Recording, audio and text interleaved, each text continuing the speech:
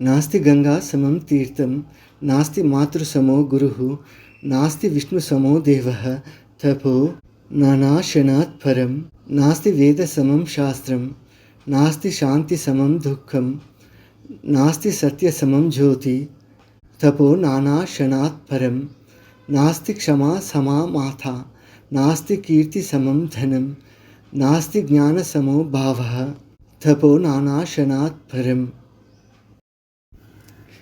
ఓం శ్రీ గణేశాయ నమః. ఓం శ్రీ సరస్వతే నమః. మాతాపితృ గురుదేవతాభ్యో నమః. శ్రీపాదవల్లభ నృసింహ సరస్వతి శ్రీ గురు దత్తాత్రేయాయ నమః. దత్తపురాణం చతుర్థ భాగం, ఏకాదశి వ్రతం.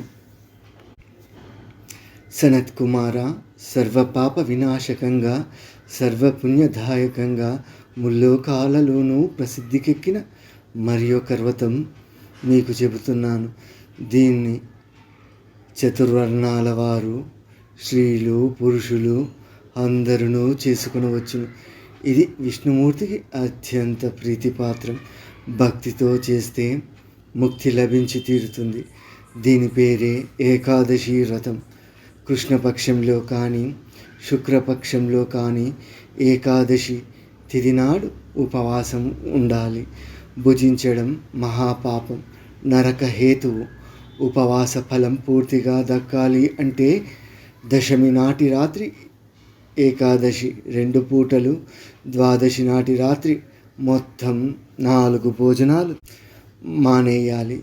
ఏకాదశి నాడు భోజనం చేయడం అంటే సర్వ పాపాలను కావాలని ఏరికోరి భుజించడం అన్నమాట. అంచేత ఏకాదశి నాడు 2 పూటలు నిరాహారులై ఉండాలి. అంటే ఎటువంటి ఆహారం లేకుండా ఉండాలి.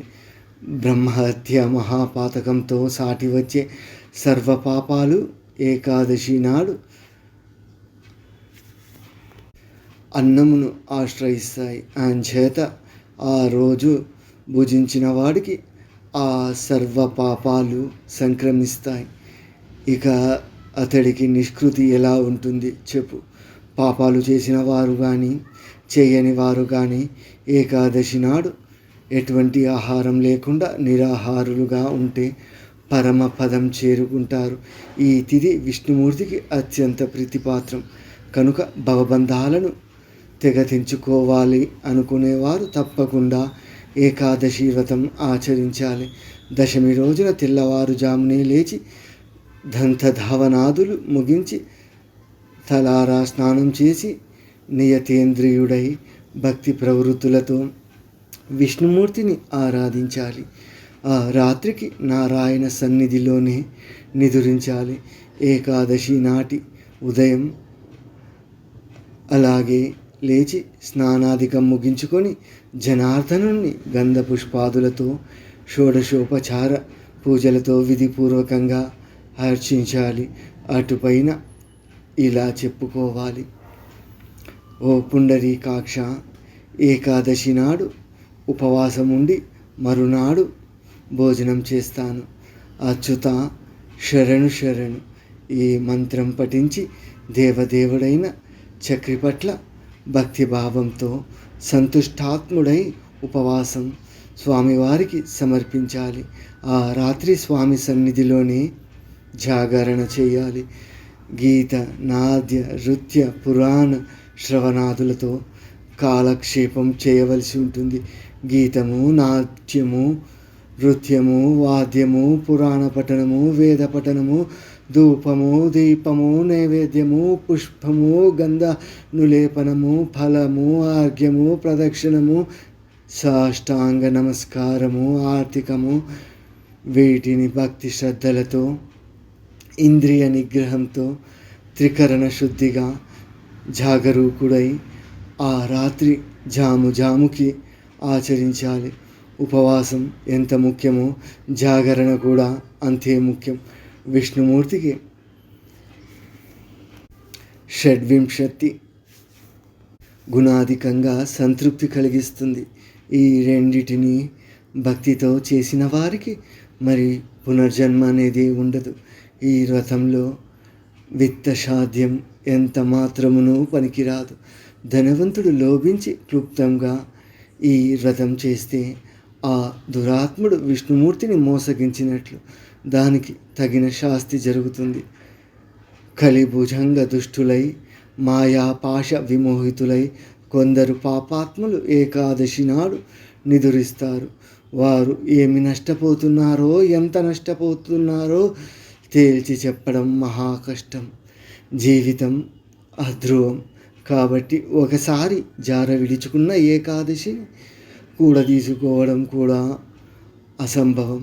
పౌరాణికుడు దొరక్కపోతే గీత నృత్యాదులతో జాగరణ చేయాలి. దొరికితే పురాణ పఠనం చేయడమే అత్యుత్తమం. ఇలా జాగరణ చేసిన హరిభక్తులు పితృదేవతలు వైకుంఠవాసులవుతారు. జన్మాంతంలో తాము వైకుంఠధామము చేరుకుంటారు. 60 సహస్రవర్ణాలు ఆశ్వేత ద్వీపంలోనే నివసిస్తారు. తాను కాళ్ళతో రేపిన తుమ్ములో ఎన్ని కణాలు ఉంటాయో అన్ని వేల సంవత్సరాల పాటు ఏకాదశి జాగరణకి వైకుంఠవాసమని. కనుకనే ఆ రోజున ఎంత దూరమైనా నడిచి మాధవ ఆలయానికి వెళ్ళాలని పెద్దలు చెబుతారు. ఏకాదశి జాగరణ తరువాత ద్వాదశి నాటి ఉదయం విష్ణుమూర్తికి పుష్పమంటపం నిర్మించాలి. దీనికి సమర్పించే ఒక్కొక్క పువ్వు ఒక్కొక్క అశ్వమేధ ఫలం ఇస్తుంది. ఇలాంటి విశ్వాసాలతో విశుద్ధ భావాలతో ఏకాదశి ఉపవాసం జాగరణ చేస్తే నిమిషానికి చేకూరే పుణ్యం తీర్థకోటికి సాటి వస్తుంది. ద్వాదశి నాటి ఉదయం స్నాన సంధ్యాదులు ముగించి షోడశోపచారాలతో శ్రీహరిని అర్చించాలి. ఏకాదశి నాడు స్వామికి పంచామృత స్నానం, ద్వాదశి నాడు క్షీరాభిషేకం జరపాలి. ఈ రెండు చేసిన భక్తుడు హరి సారూప్యం పొందుతాడు. కేశవ, అజ్ఞాన తిమిరాంధుణ్ణి నేను ఈ వ్రతంలో నువ్వు ప్రసన్నుడవై సముఖుడవై జ్ఞాన దృష్టిని ప్రసాదించు అని ప్రార్థిస్తూ నారాయణుడికి సాష్టాంగ నమస్కారం చేసి మ్రొక్కవలసి. చక్రికి ఇలా విజ్ఞాపన చేసి, చక్రి అంటే శ్రీ మహావిష్ణువుకు విజ్ఞాపన చేసి ద్వాదశి నాటి మధ్యాహ్నం బ్రాహ్మణ సంతర్పణ జరపాలి. బూరి దక్షిణలతో తాంబూల నూతన వస్త్ర ప్రధానాలతో సంతృప్తి పరచాలి. అటుపైన తనకు నిత్య విధులైన పంచయజ్ఞాలు ముగించి బంధుమిత్రులతో కలిసి మౌనంగా నారాయణ పరాయణుడై భుజించాలి.